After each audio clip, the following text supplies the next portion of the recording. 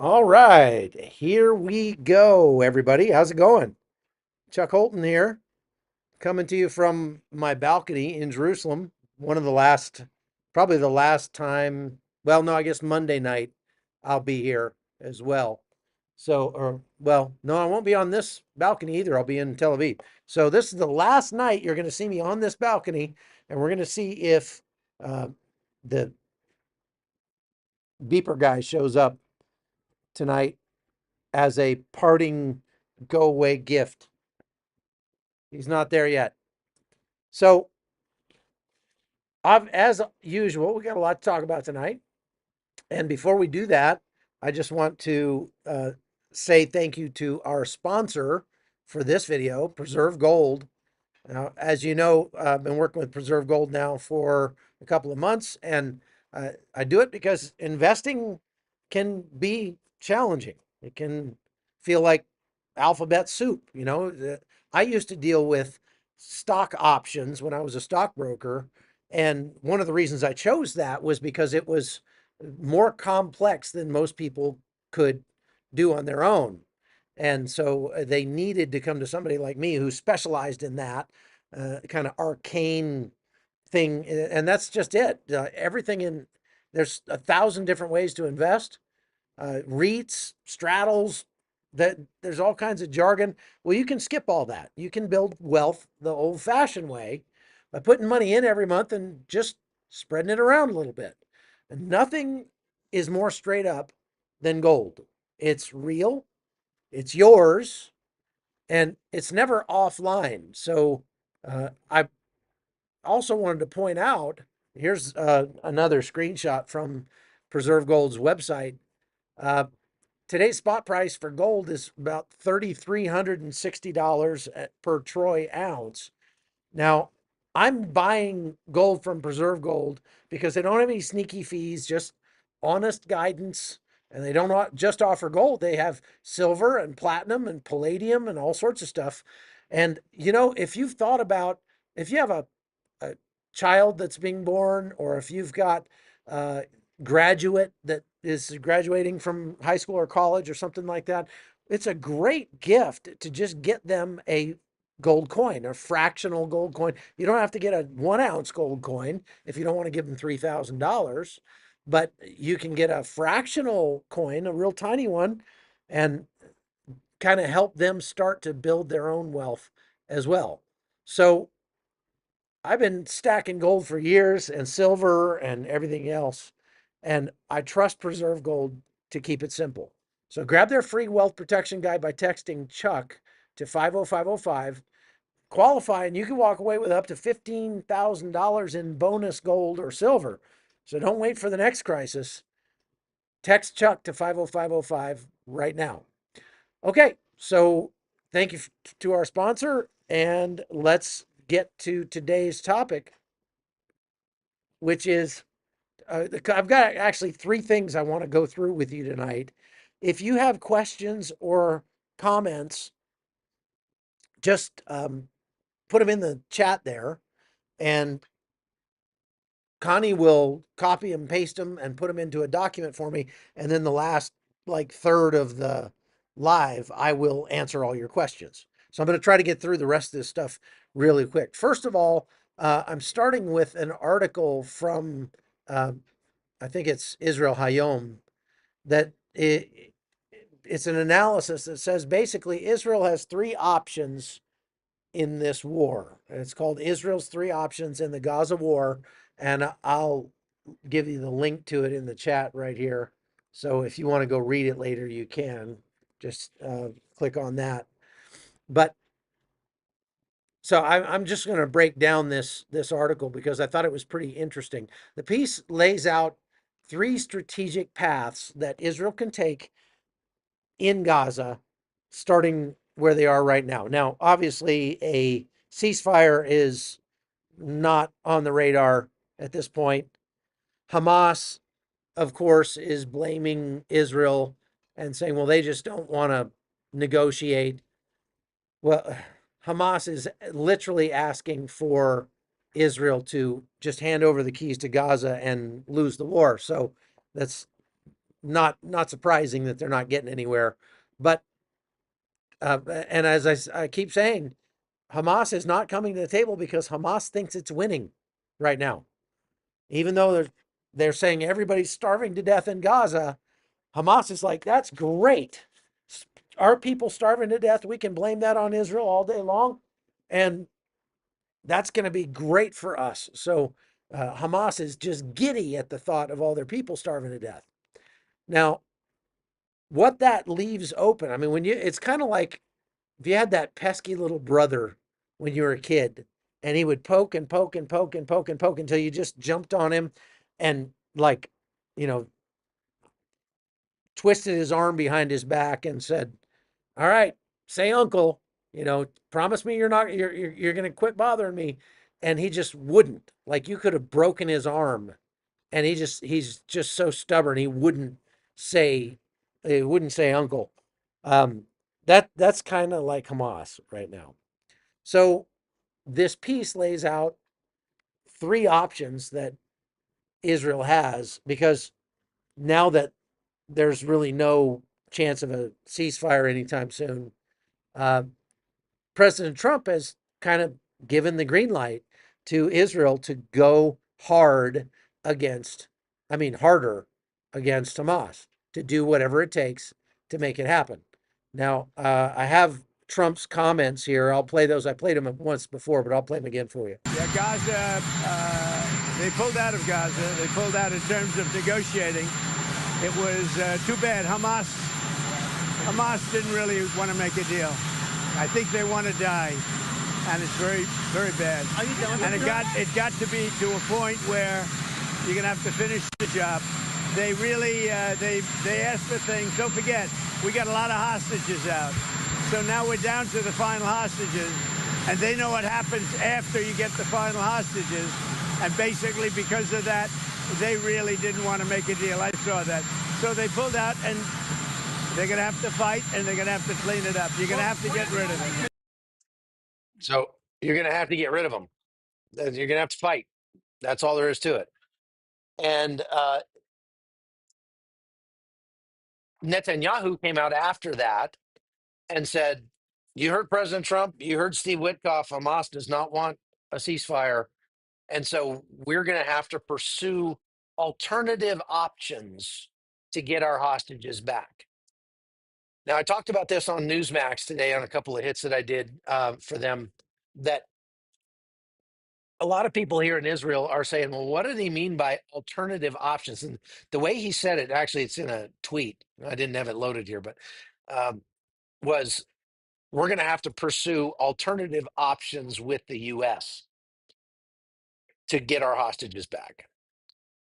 And people are saying, well, what does that mean? Well, let's just look at the reality of the situation. The IDF doesn't have a lot of alternative options. Now, they are known for being very highly creative. The Israelis put a high value on what they call cleverness. So it's likely that something will happen that was on nobody's bingo card. That's and as Israel has been going through this, uh, They've been, as they've been going through Gaza, they've been setting up intelligence gathering capabilities in the areas that they pulled out of. So if they go in, they clear a neighborhood, then they give that neighborhood back to the people, which has been their strategy all along up till now. When they left those neighborhoods, they left behind a lot of devices that allow them to listen in and watch and sense what's going on in those neighborhoods. So they might make use of some intelligence that they have from having done that to a large part of the strip now. We don't know, but this article basically breaks it down into three things. Number one, they can conquer Gaza, just full military occupation, take over 100% of the country, and that there you go. And then you're going to have thousands of IDF troops in Gaza for the foreseeable future, indefinitely. That would be a very costly approach for Israel. Option number two is to besiege uh, Gaza, which essentially just means to maintain the pressure on Hamas without completely conquering all of Gaza.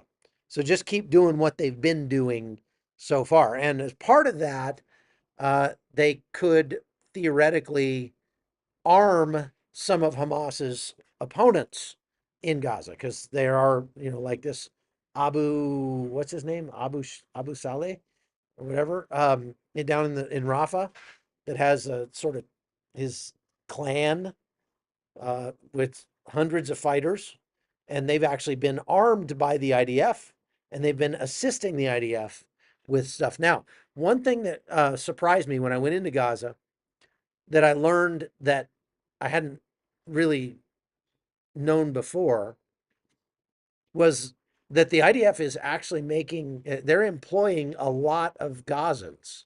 And I don't think that gets enough play in the media. If Israel was trying to genocide the Gazans, they probably wouldn't be hiring them, but they are, and they're actually paying Gazans, certain ones of them, to assist them with various tasks. Now, some of that might be distributing aid, some of it might be collecting intelligence, and some of it might actually be clearing buildings. Because one of the things they've done is they've said, hey, you want to earn some money? Go over and let me know if that building is booby trapped. Go walk around in that building a little bit. And they had some Gazans who were doing that, and the building blew up, and they were buried, and the IDF dug them out. They survived, and then the IDF flew them, medevaced them into Israel for medical treatment. So they didn't just leave them. That's not the actions of a genocidal army. If you want to genocide a people, you're not going to be treating their people in your hospitals at your own expense.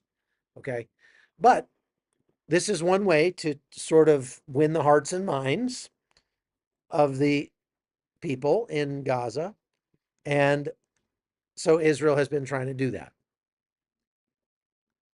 and arming various factions against Hamas might kind of help do your work for you, because then those factions and Hamas will start having conflict, and the they'll kill each other off, and then it'll be just less for the IDF to deal with. But that's still not really a feasible long-term plan, because they have limited control, and they're getting absolutely creamed in the global media, to the point where they're starting to have sanctions drafted against Israel by various countries.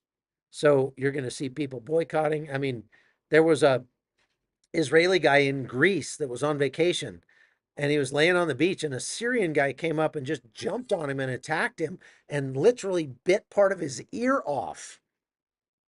I mean, how are you supposed to deal with it when there people are feeling encouraged to do such barbaric things in what most people would think is a civilized country?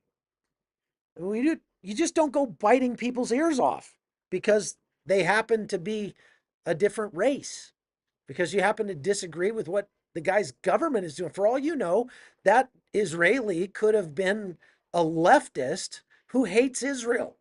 You don't know that. Maybe he's a Jew, but there are lots of left-wing Jews out there. So pretty insane. And that keeps getting worse around the globe. And I was talking to a security professional, a friend of mine, today on the phone, and he was telling me about some reports that have come out of the government that are just being declassified, that are saying that they expect an spike in Palestinian related terrorism in the United States in the coming year, in the next 12 months. So that's great. We are, and here's the thing. I'm going to talk about this in a minute. The media is encouraging this, and so we're gonna spend a third of the live tonight talking about how the media encourages this. Okay, but so the three options that Israel has are conquer, besiege, and maintain the status quo. Which one of those is less expensive in your opinion? Go to the chat over here. And matter of fact, maybe we can put up a poll and you vote on which one you think Israel should pursue. Should they pursue uh, conquer? Should they pursue besiege? Or should they pursue maintain the status quo? Now, the maintain the status quo also would include a negotiated settlement that would, at this point, the only negotiated settlement Israel's going to get is going to be one where they lose. So it would be a bad negotiated deal rather than no deal. Some people here in Israel think that a bad negotiated deal would be better than no deal, but a lot of Israelis disagree with that and say, no, we have to finish this so that we don't have to deal with this anymore. We got to, and so I'm going to play you some video from the United Nations here in a little bit, but just ridiculous the stuff that's coming out of Gaza right now. So they're expanding their ground operations in Deir al-Balah. Matter of fact, I got some video of that I can show you. Let's see here. This one, no. This one, no. This one, there we go. Yeah, this is the IDF engaged in combat operations. Now, I just want to do some analysis of this for you here. Uh, Let me explain to you what's going on here. These guys are doing, I would guess, something that's called recon by fire. And recon by fire is a method of trying to flush the enemy out when you're not really sure where he is. So what you do is you start shooting at places where he might be and see if you can get some movement or get him to shoot back or something like that. How do I ascertain that from this video? Well, if these guys were getting shot at, if there were incoming rounds coming at them, they would not be silhouetting themselves in the window like this. These guys are taking what's called an overwatch position, and they're likely just trying to distract or keep the enemy's head down while a ground force that's down on the ground goes into the next building that's next building down the street. This is a very common tactic. And this doesn't mean that there are hordes of uh, Hamas fighters swarming around and these guys are trying to pick them off. What this means is that they're just trying to distract or keep their heads down so that they can go look in the next building. Now, what we understand about how the combat is going right now in Gaza, you see that? Like you don't sit up and silhouette yourself in a window like that if you're getting shot at. But the way that combat is going in Gaza right now is more a fight against infrastructure than it is a fight against against like entrenched fighters. Now that they are running into some fighters and they are eliminating, I would say 80 to 100 Palestinian fighters every day. Of course, then the Gaza Health Ministry says Israel murdered 30 children who were just waiting in line for food. How much sense does that make, really? So you get the idea. Now here we are. I showed you this yesterday. Connie pointed something out in this video that I thought it bears pointing out. Look at the pots. Many of the pots are exactly the same. They're the same purple pots or the same. Look at these ones down here, uh, off to the left of the screen. Look ex- exceedingly new. They look very new, almost as if they were handed out to the people, and they said, "Hey, come over here and wave your pot and act like you're hungry." And as I said before, it's extremely ironic that they would um, do this or film this with the idea being that we're trying to show how hungry the people are at a feeding center where they are being fed. Now they look like they're not very good at getting in line. They don't. I mean, look, Gazans are not especially uh, civilized people to begin with. There are people like that all over the world. So they're not especially civilized. And that being the case, the fact that they're all pressed up against the fence and waving their arms and stuff, you know what that's called in Gaza? That's called Tuesday. Whoops, what happened to my camera? That's called Tuesday because Gaza always looks like that and looked like that before the war. Gaza, people in Gaza don't do lines very well. It's not like they just line up like they're at the DMV or something, ever. It's one of those cultures, and Panamanian culture is this way too, where it's not offensive to cut in front of somebody in line. It's offensive to get mad at somebody who cuts in front of you in line. That's how it is in Panama, and that's how it is in Gaza. So you have to learn to kind of look at these videos with a practiced eye and kind of read between the lines a little bit. And kudos to Connie for pointing out the issue with the pots. Now,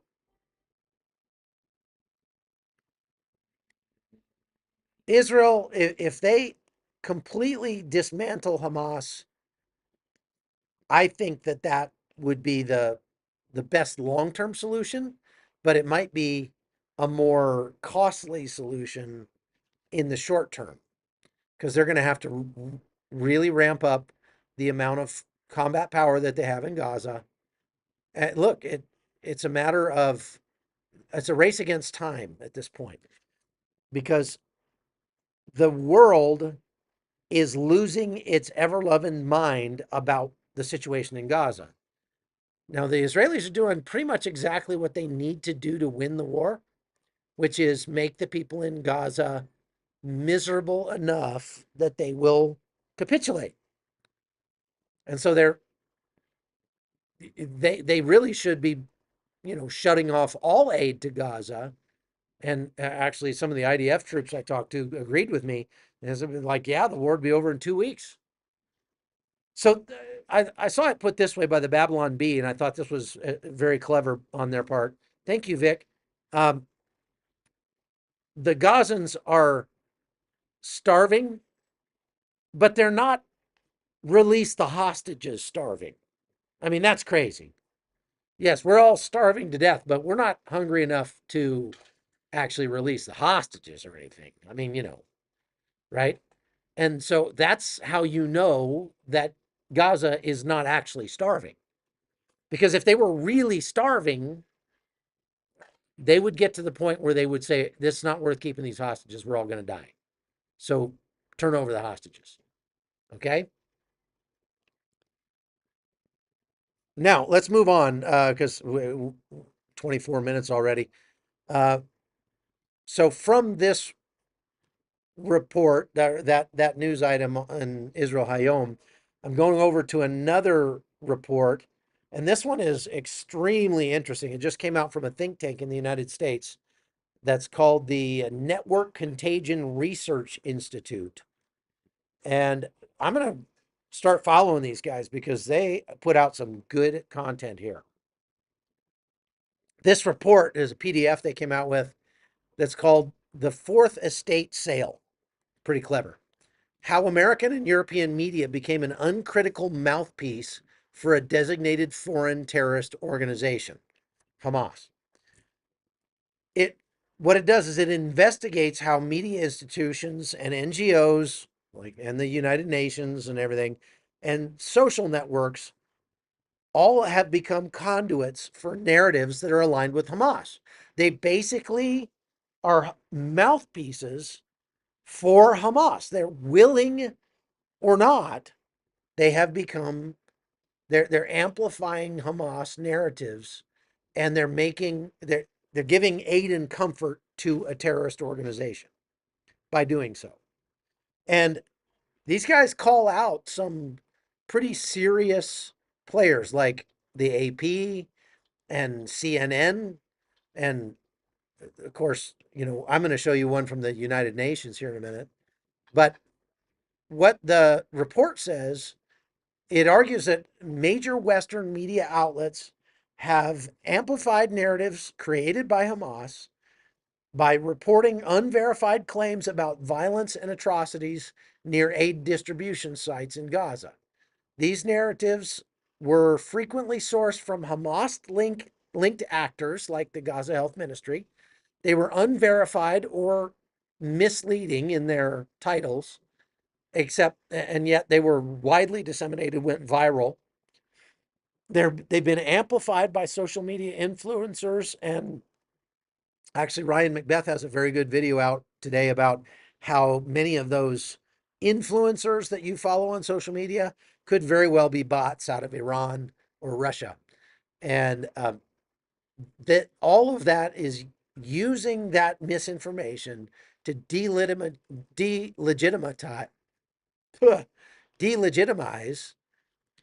the Gaza Humanitarian Foundation, GHF, which has now successfully delivered more than 92 million meals to Gaza. Now, there are 2.5 million people in Gaza.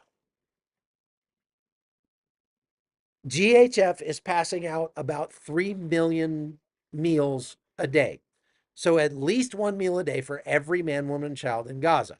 Now, it's not being distributed around that way. So but suffice it to say that for at least the hundreds of thousands of people that GHF is serving, there's no way that these people are starving. Now, you saw when I was in Gaza this footage of where to go. This footage of all the food that was out there in the big parking lot inside Gaza. That fence in the background is the border fence, and it's just sitting there. And this was enough. I calculated there's enough food in that um, entire uh, parking lot there to feed every person, every man, woman, and child in Gaza for about a week or to 9 days. Okay, a week to 9 days. Now you see there, World Central Kitchen. See that World Central Kitchen? This is one of the NGOs that works with the United Nations, and they're not delivering aid in Gaza right now because the United Nations says, on one hand, that the Israelis have a responsibility to uh, secure Gaza well enough so that they can deliver the aid, and they're just saying it's too dangerous. Well, look, it's no more dangerous in Gaza now than it's been in the past. Maybe because the people are more, uh, they're more desperate. I guess you could say, okay, it's more dangerous to go in with a big truckload of aid. As a matter of fact, I saw a video today, which I can't show you on YouTube, of a Palestinian truck driver after he had dropped off most of his food, and he's just flooring it down the road in Gaza as there's people trying to climb in his truck. Like he's going probably 40 miles an hour, and he's got a flatbed that's pretty much empty on the back of the truck, except there's about 100 people on the flatbed, and I guess they're picking up whatever grains of rice are left, or uh, I don't know what they were doing on there. It said that they were looting the truck, so maybe they had already thrown most of the aid off. But all I saw was just a mass of people on the back of the truck. But there were also people climbing on the cab of the truck and trying to get in the window, trying to do like the Indiana Jones thing where he opens the door and, kicks the guy out and, I don't know, steals his truck or something. And so the truck driver went and kind of tried to shake them off. And one of the guys that was on the roof of the truck lost his balance and fell down and went right under the wheels of the truck and got run over by 9 of the 18 wheels. Bop, bop, bop, bop, bop, bop, bop, bop. That guy died. And this is one of those times where you just have to say, if you play stupid games, you win stupid prizes. This is stupid in a no stupid zone.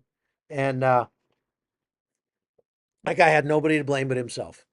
But now I can understand why they hire Palestinians to drive those trucks, because the those guys have got to be brutal and have no problem. In the States and a lot of places around the world, you get protesters who are like they mad about something, so they go stand in the middle of the road and block traffic. They do that here in Israel too. And in a civilized country, that's a way to protest, because you know that people are not going to just run you over. But in a place like Gaza, you probably shouldn't be standing in the road in front of these big semi trucks, because they will not stop. Those guys will flatten you in a heartbeat.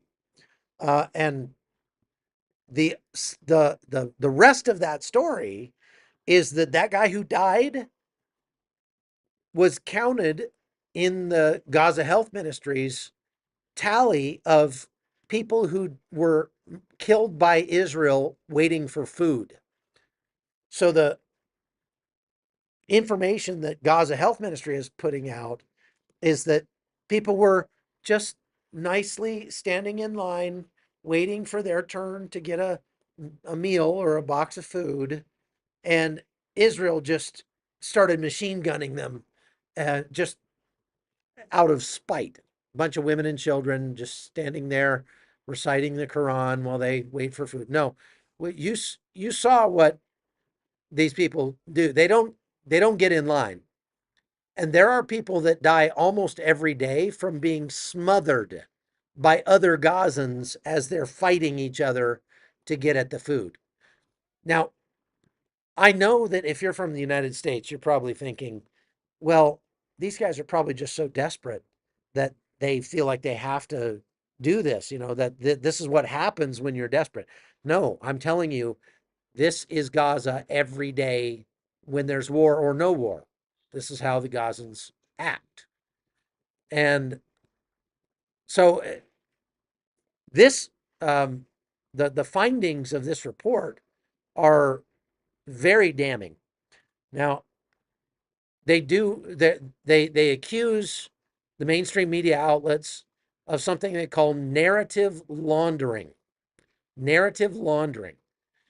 And what that means is media outlets repeat Hamas sourced claims without sufficient context or verification. So, like this guy that fell off the truck, Gaza Health Ministry, which is a subsidiary of Hamas, says this guy died waiting for food and was killed by the IDF. CNN and Reuters and AP just run with that. And they don't even pretend to be non-biased, to do the normal things that a journalist ought to do when you hear a story like that, which is get some context to it and figure out in context what that means, verify it, get some corroborating evidence. But that's not happening these days when it comes to stories coming out of the Gaza Health Ministry. Many stories which blamed Israel or the GHF failed to mention the sources where they got that information. And the information came from Hamas. The report found that 73% of headlines that cited Hamas linked sources, like the Gaza Health Ministry, did not disclose that affiliation. Did not say, or, the best they'll do is they'll say something like, um, Gazan officials said 35 children were killed waiting in line for food. Okay. Well, what they don't tell you is that the officials that they're quoting are Hamas, like literally. Okay. Out of 52 major headlines, guess how many of them blamed Hamas or Palestinians? Out of 52 major outlet headlines that they surveyed, how many of them blamed Hamas or the Palestinians for whatever happened? Um, I'll just tell you, zero. They didn't, not one headline actually put the blame with Hamas, who started the war. How can you not blame Hamas for this? Several major outlets eventually issued retractions or corrections after they were called out about their unverified claims, such as the Washington Post, Reuters, and MSNBC. But the corrections are, on page 42C, and by then the damage is done. So it's like that information that came out saying that 14,000 children would die of starvation within 48 hours if Israel didn't start allowing Hamas to distribute food. And it came out that that was an absolute hoax. There was 14,000 children might be at risk of malnutrition, which is not starvation, in the next year in Gaza. That was the actual statistic. And then that got turned into 14,000 children are going to die in the next 48 hours if they don't get food. And by the time the people who pushed that narrative got called on it, it didn't matter anymore. To this day, it's still getting bandied about on social media. CNN is one of the worst for this. And it amazes me that so many people still believe CNN is a legitimate news source. It is not. CNN not only shapes the narrative by lying to you, by just reporting things that are flat false, they're just patently untrue. They also do what I would call narrative shaping. So they will report on, for example, my trip, the press junket I went on. Israel took a bunch of journalists into Gaza today to look at the food that has yet to be uh, distributed. But the footage that they show, they'll have one little window that shows maybe an aerial view of or a view of some of the food or something like that. But then in the big window next to it, they show those starving, so supposedly starving Gazans waving their arms and crying for food at the food distribution place.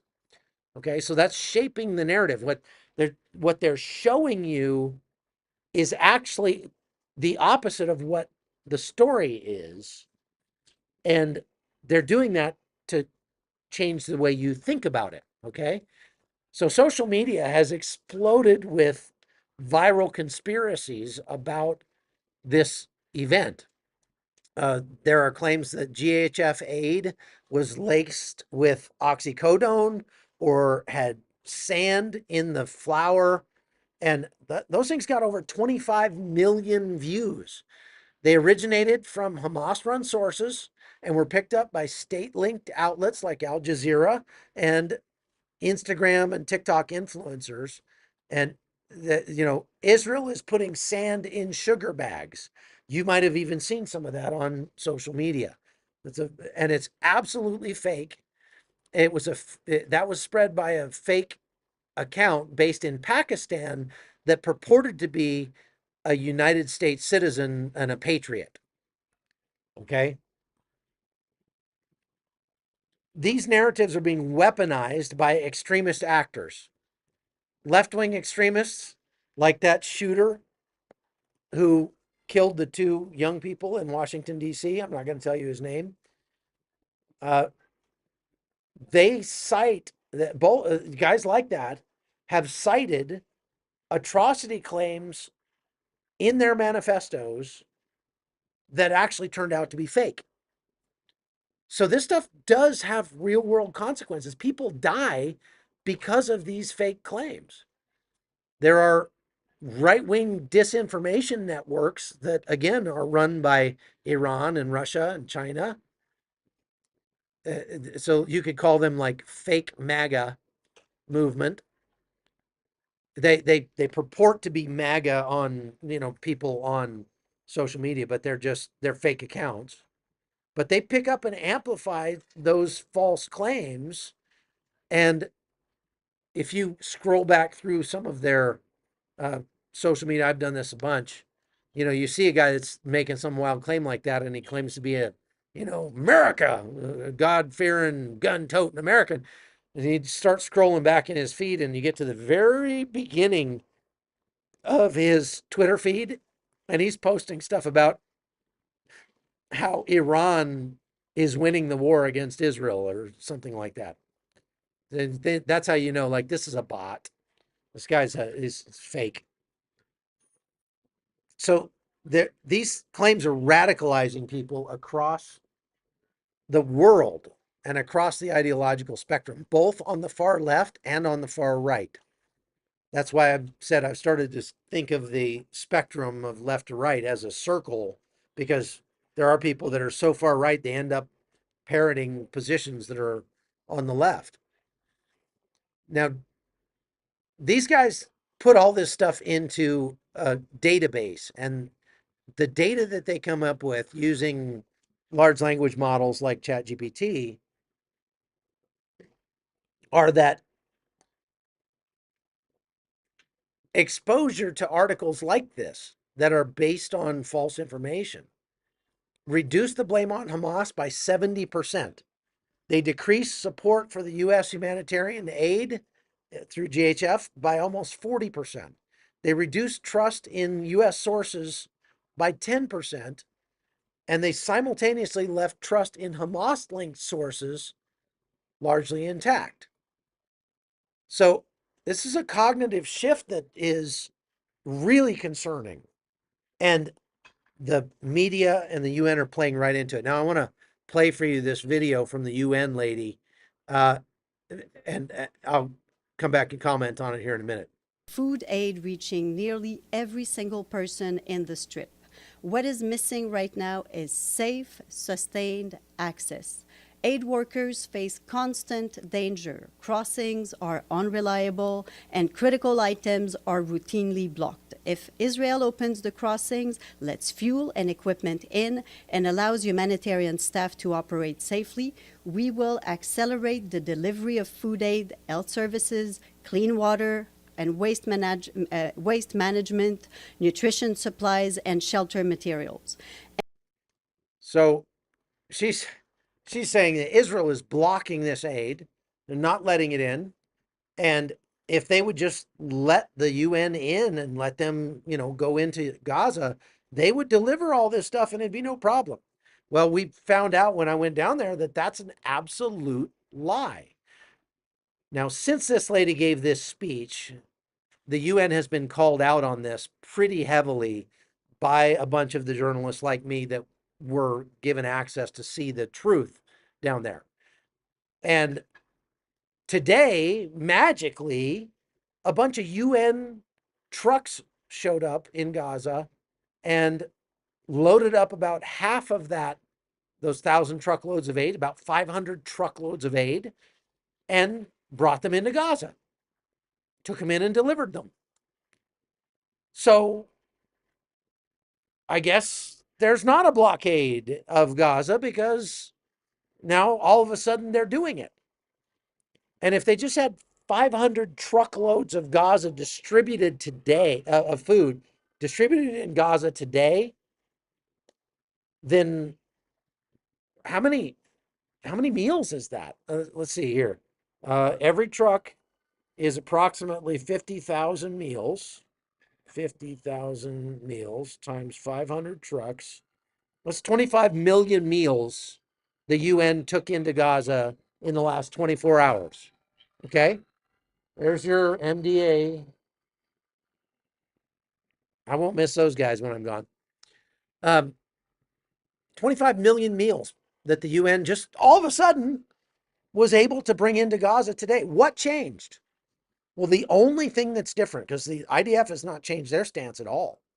The only thing that's different is that the UN decided to do it.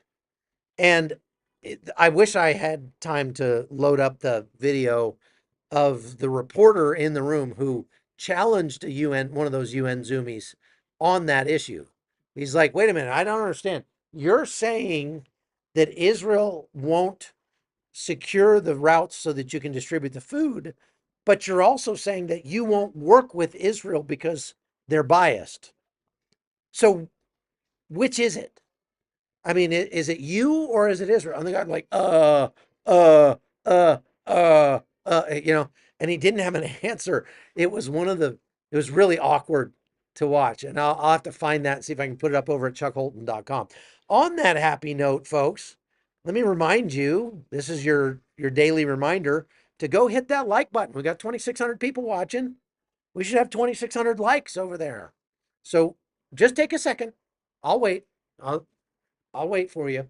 Just take a second and go hit the like button, and then we'll get that over 1,000.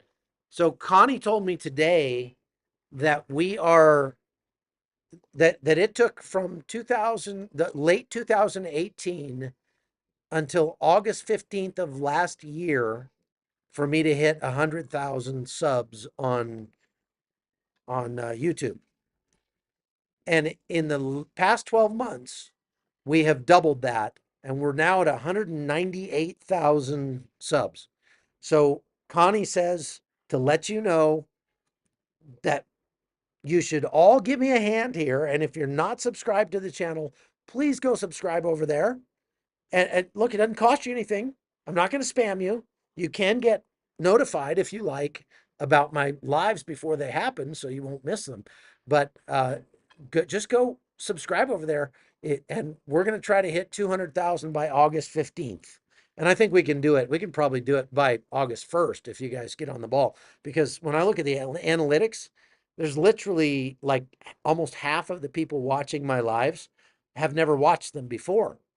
So why don't you go hit that subscribe button and help us get over 200,000? Okay. Now I thought I had one other thing I wanted to point out. I guess before I do that, I'm going to go take a look and um, see how many questions we have, because we've been having a lot of questions. I've been going really long lately. You guys need to post that link.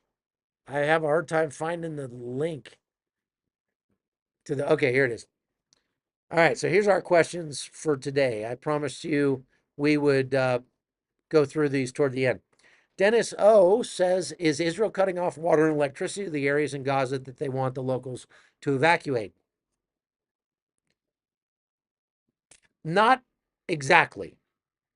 So the answer to that question is you you could say yes, only because, as I said, Israel's battle in Gaza right now is more with the infrastructure than it is with Hamas fighters that are shooting at them. What I mean is, every neighborhood they go into, Hamas has wired that thing up 19 ways from Sunday to blow up. There are IEDs everywhere. There are booby traps everywhere. And it's an absolute hellscape for the IDF. So that's why it takes them a while to get through there, to get through those neighborhoods. And the standard procedure is if we find a booby trap, or if we suspect that that building is booby trapped, or is a fighting position for Hamas, or is a storage facility for Hamas, or has a tunnel entrance in it, all of those things make it a legitimate military target. And so Israel bulldozes that building. Well, because when they go into these neighborhoods, almost every single building is wired to explode in some way. They're basically bulldozing the entire neighborhood. You should see the pictures of what they did to Deir al-Balah. It's just a parking lot now. It used to be like 7-story high-rise apartment buildings, hundreds of them in Deir al-Balah. And now there's not one left standing. It is just a parking lot of just complete rubble. So in that way, I guess you could say, yes, they're cutting off water and electricity in those areas because there's nothing to come back to. Those people are not going to move back into that area and live in it anymore. That Deir al-Balah is going to have to be completely rebuilt from the ground up, and that's going to take years. And it's got to take the end of the war before they can even start. So Mike Silva says, do you see this conflict being solved with any hostages surviving? I think the odds are very, very low that Israel will, short of some sort of breakthrough in ceasefire negotiations, get any of their hostages out alive. Now, I'm praying that they do get out alive. We pray every day at the CBN office over there in the morning before we start our work. And we pray for the hostages and pray that God would help them get rescued. But Hamas has increased the level of security on the remaining hostages, and they've put the word out to those units saying, be prepared at any moment to execute the hostages that are left alive if Israel tries to rescue them. And so it's very, very highly unlikely that Israel will get their living hostages back in one piece. Question, and that's just, I hate to say it, but it's just the facts. Hobby Pina says, will Israel change its approach on prosecuting the war in Gaza, given the fact that they're losing soldiers by playing it a little bit soft on Hamas? Well, they're going to lose more soldiers by ramping up the combat. They're going to open a second front, pump more troops into Gaza. And the standard rule of war is the more troops you have in the field, the more casualties you will take. That's just numbers, it's arithmetic, right? So Ralph says, how can we get rid of the head of the UN? Boy, that's a good question. I don't. It's not up to America to do that. I don't know that America has a way to get rid of uh, what's that guy's name, Guterres or whatever. Um, is it safe to say that Gaza is Conquest says the Gaza that in Gaza the underground tunnels have been neutralized and the smuggling goes with the food support? Um, they are still finding and blowing up tunnels every day in Gaza. They figured out that the tunnel system in Gaza was bigger than the London Underground. And that's a really big metro system. Okay, it's probably a couple hundred miles of tunnels in Gaza. So they keep finding out more and more and more. Okay. Chuck, I may have missed it, but do you know where you're going next? Yes, I'm going to Armenia on Tuesday and doing a report there. And then I'm going to get on a plane and go right to Thailand for a few days to report on the war in Thailand.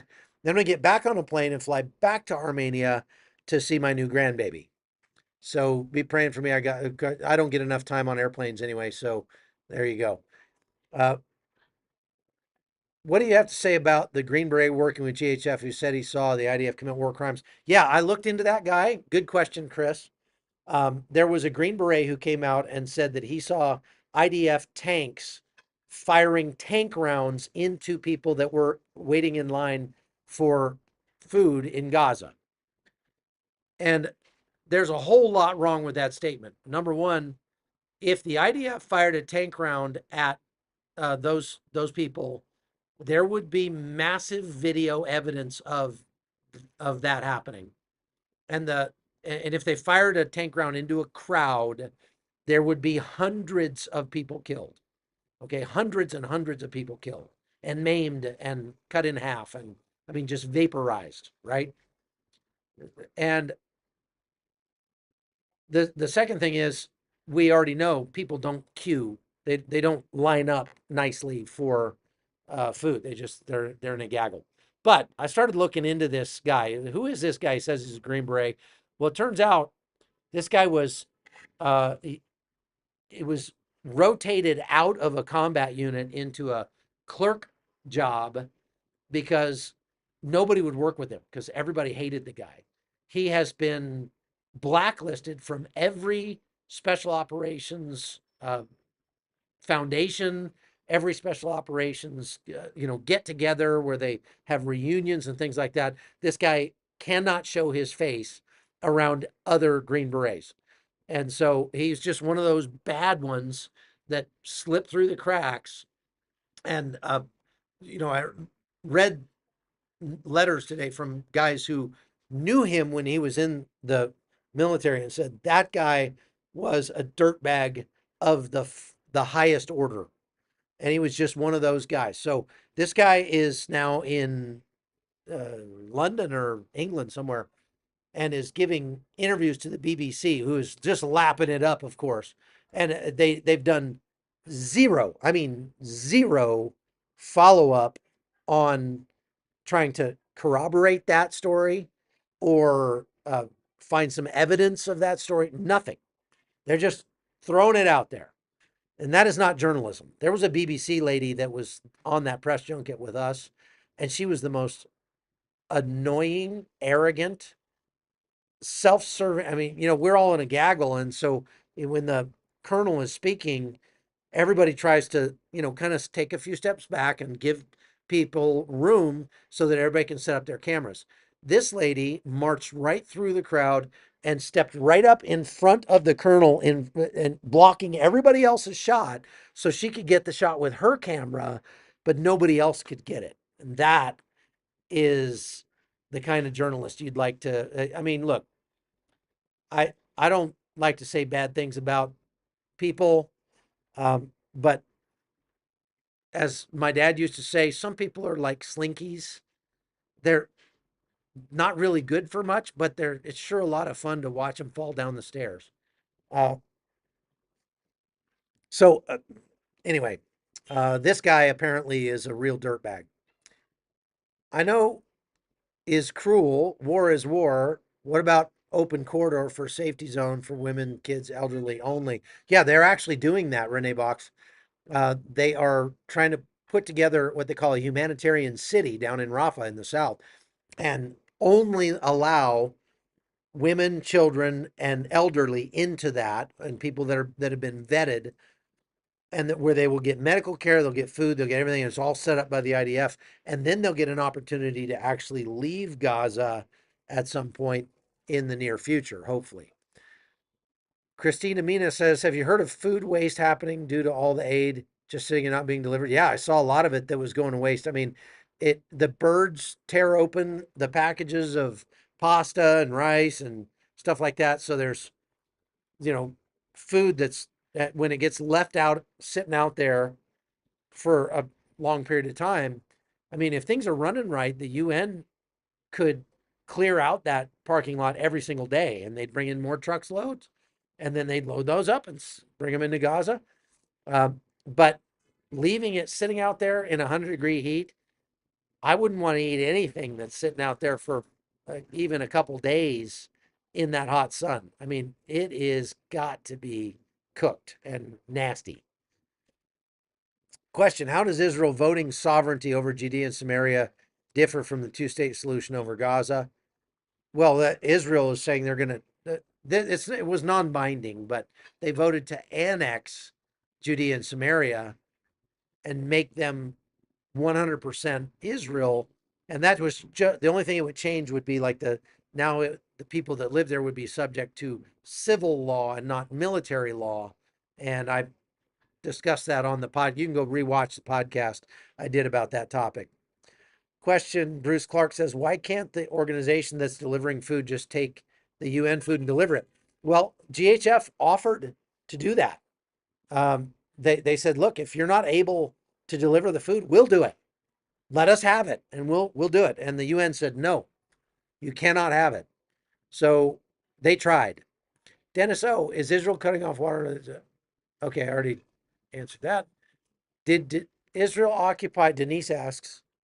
Oh, beeper guy, yeah.